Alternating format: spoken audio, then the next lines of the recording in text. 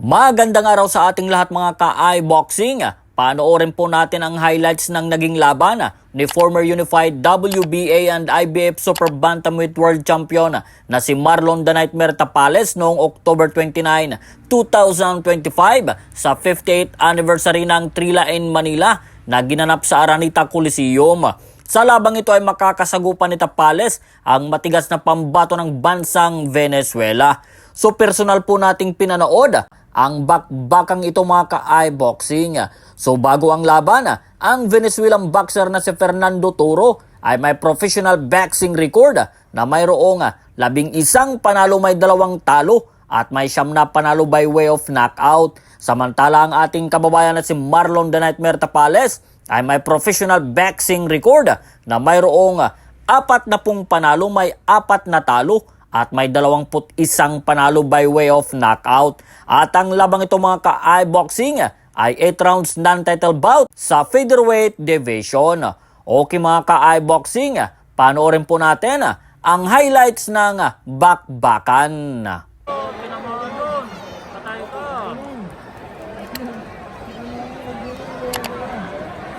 Upset pa to. Patay. Corner na. Pressure.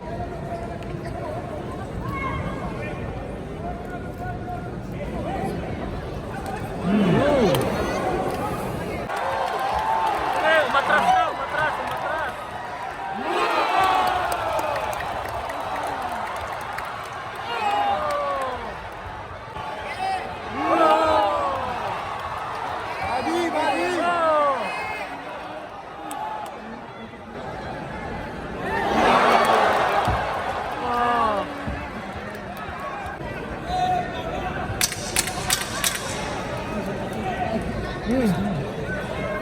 Good left pa rin, no?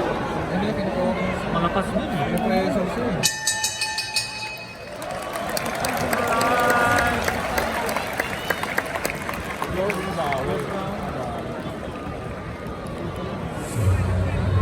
So sa round 1 ay agad nagpakita ng aggressiveness itong si Fernando Toro at tinamaan nga niya ang Pinoy na si Tapales ng counter right hand na muntika nang magpatumba kay Tapales. Subalit gumanti din naman si Tapales at tumama din ang kanyang mga powerful punches. Round 2 tayo mga ka-i-boxing.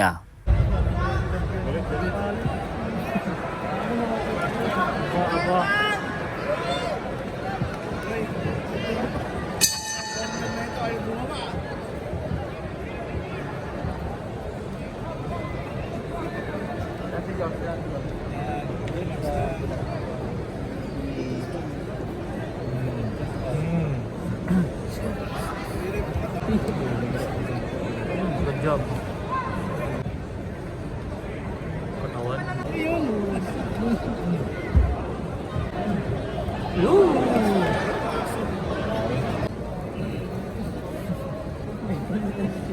Hindi na mga Tapales doon.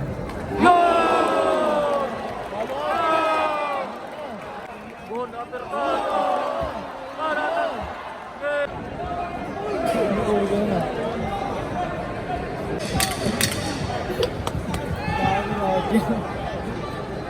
Isa pa. Ayan, dyan.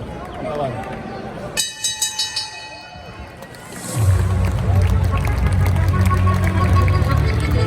So sa round 2 ay hirap ng pasukin ni Fernando Toro ang depensa ni Tapales. Sumalo din itong si Toro ng malalakas na kaliwang suntok ng Pinoy. Round 3 tayo mga ka-i-boxing.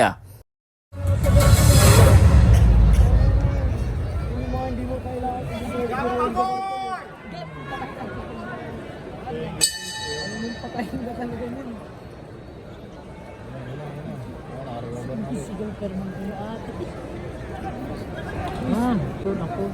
Bumababa ang depensa ng Toro, sabi ko na. Mababa ng depensa.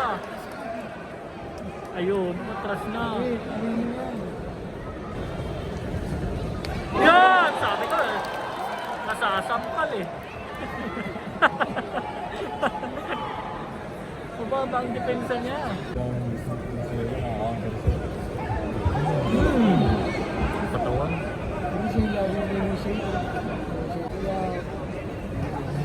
Katawan.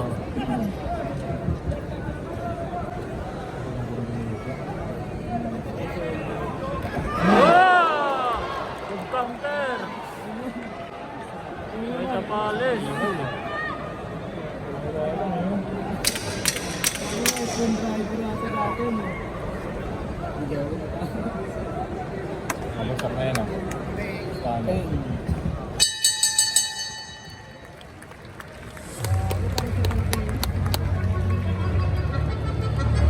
So sa round na ito ay lalong gumaganda ang mga patama ni Tapales at halatang ramdam po ni Fernando Toro ang mga suntok ng Pinoy.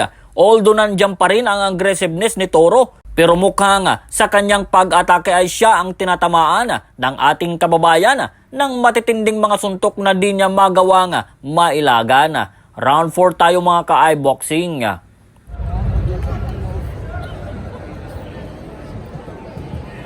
Sunong pressure.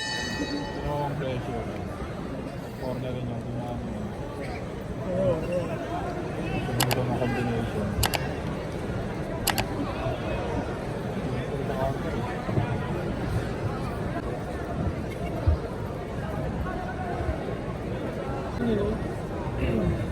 Talaga marami ganun.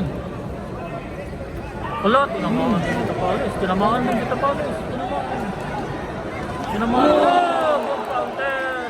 Oh! Okay. Ano, nakis na. Hindi na, sundan mo na kasi. No! Good try! Okay. Yo! Good left uppercut. Oh, good to the body. One, two. Ano, sundan mo. Good! Okay. Talaga na sa ulo. Yan! Dragon! Okay! Ayaw mo na. Okay! Hindi na kita nakakapos eh.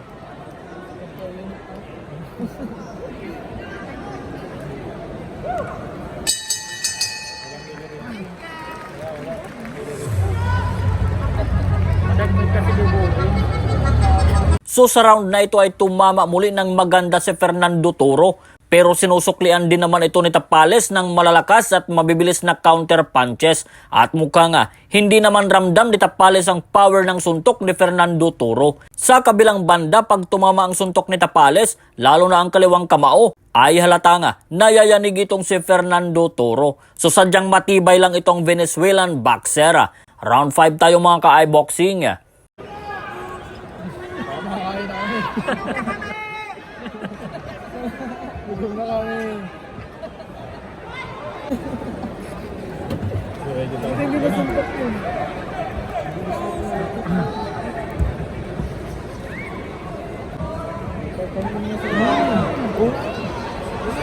Tumatakbo na itong mga.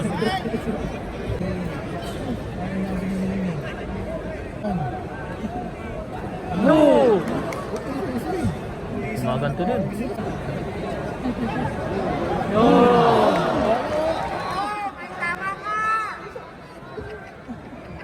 Yan! Everybody. Kaya ka pa.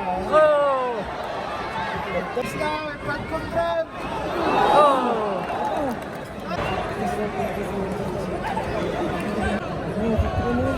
Tumatakbo na siya. Kanina pasugod siya eh.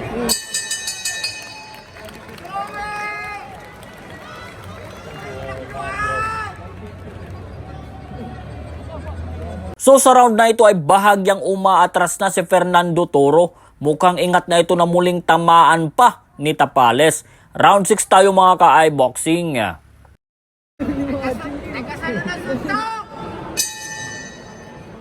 sinusundan niya yun. Ayan eh, tapos na eh. Dahil stoppage na yun.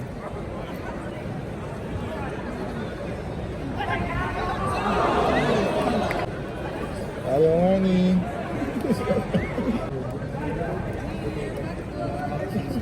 Go!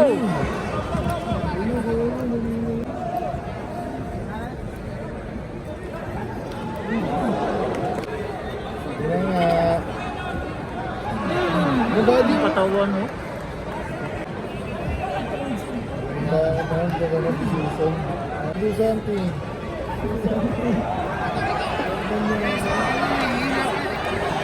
Kaya nga eh.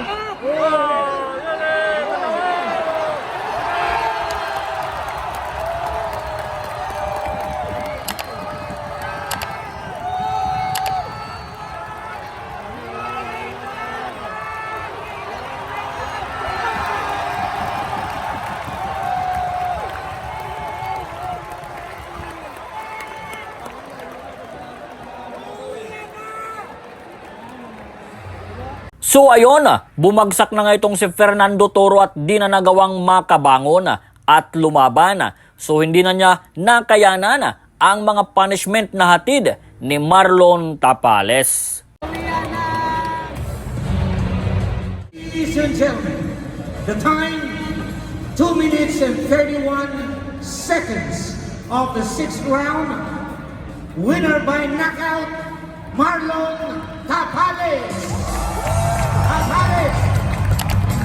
So ayun, panalo via round 6 knockout si former world champion Marlon the Nightmare Tapales. So congratulations at tiyak na abangan namin ang iyong susunod na mga laban. Para sa mga classic fight at latest boxing updates, mag-subscribe lang po kayo sa ating YouTube channel. Maraming salamat po mga ka-boxing.